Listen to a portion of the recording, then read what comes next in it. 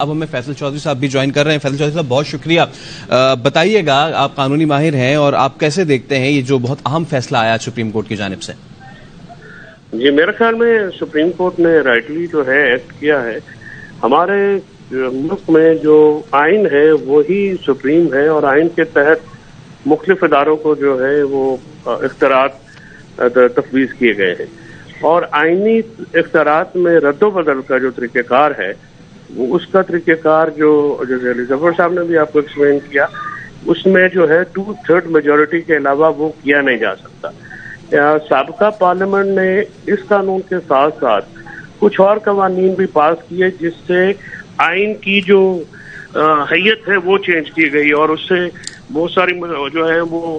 جو مروجہ طریقہ کار ہے اس کو جو ہے وہ کیا گیا، اور یہ ایک پرسن اسپیسیفک لیجسلیشن کی گئی۔ تو اس سے آج سپریم کورٹ نے یہی کہا ہے کہ لیجسلیٹو کمپیٹنس یعنی پارلیمنٹ کے پاس اس قانون سازی کا اختیار نہیں تھا۔ ہمارے آئین میں پارلیمنٹ کو اور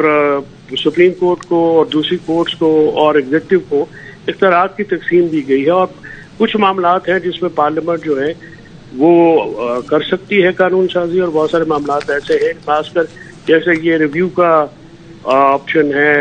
آئینی اختیار ہے، اپیل کا اختیار ہے، وہ آئینی اختیار ہے۔ اس میں اگر رد و بدل ہونا ہے تو اس کا ایک طریقہ کار ہے 2/3 میجورٹی۔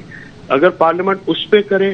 تو وہ تو کیا جا سکتا ہے، لیکن ثانوی قانون سازی کے تحت آئین کو نہیں بدلا جا سکتا۔ میں اس ججمنٹ کے بعد ایکسپیکٹ یہ کروں گا کہ کچھ اور جو رانگ ڈوئنگز یا آپ کہیں کہ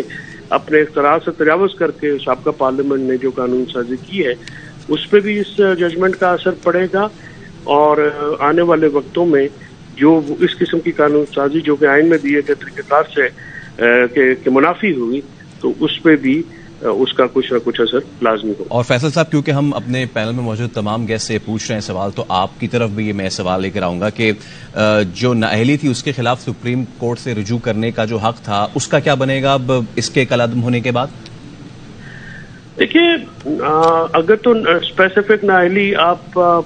سابق وزیر اعظم کی بات کریں تو اس کا تو ریویو جو ہے وہ پہلے ہی سیٹسفائیڈ ہو چکا ہے، تو اسی لیے میں نے کہا نا کہ پرسن اسپیسیفک جو ہے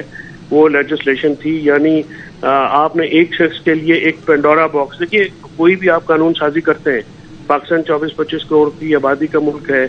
بہت زیادہ لیجسلیشن ہے، اس میں اگر آپ ایک کسی کو سہولت دیں گے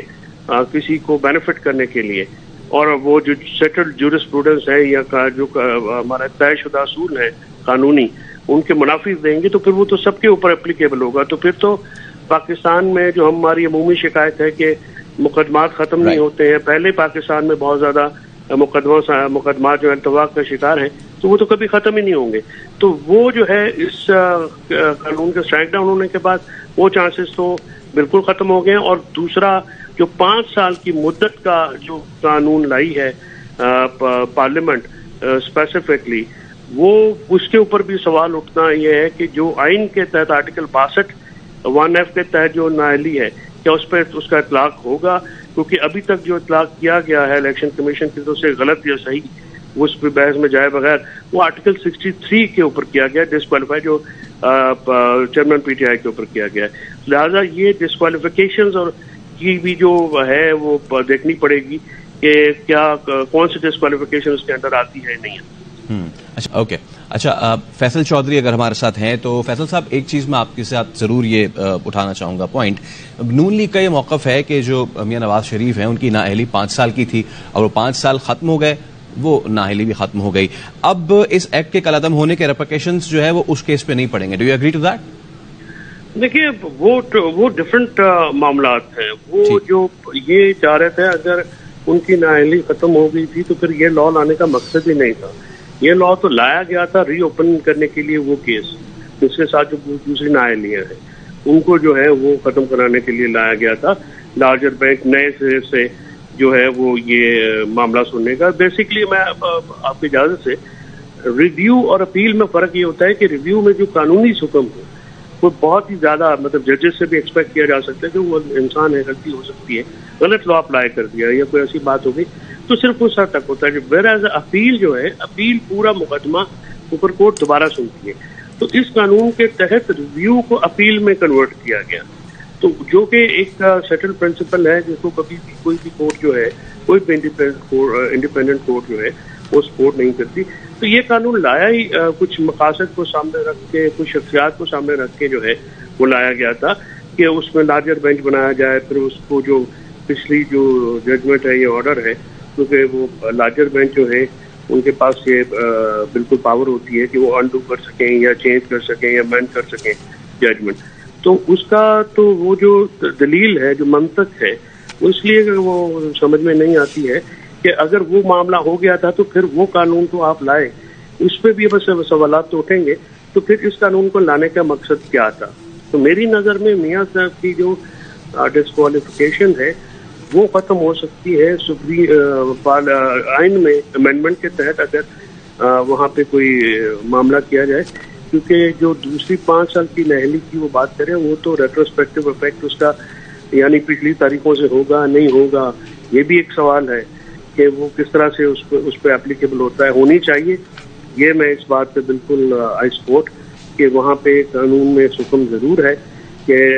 جو ہے وہ انلمیٹڈ ٹائم پیریڈ ہے کسی کا، وہ پارلیمنٹ کو جو طریقہ کار اختیار کر کے آئین میں امینڈمنٹ کر کے وہ لانا چاہیے. وہ ضروری ہے. 184(3) کا جو سوموتوں کا اختیار ہے